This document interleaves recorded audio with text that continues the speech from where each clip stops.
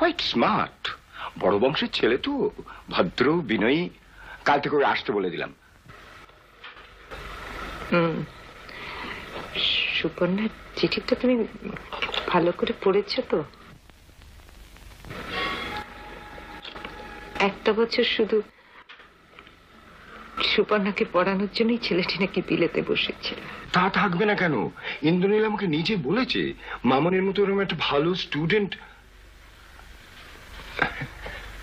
কি হাসতে যে? এমনি ভরসা করতে সাহস হয় না। ও এই, তুমি বসে বসে পাগলামি করো, আমি চলি। না না, চা খেয়ে যাবে না? না, একটা কনসালটেশন আছে, অ্যাটর্নি মক্কেল সব হাঁ করে বসে থাকবে। এই শোনো, আমি মামনিকে আজই চিঠি লিখেছি যে রেজাল্ট বেরোনোর পর একদিনও যেন দেরি না করে, এ আরই চলে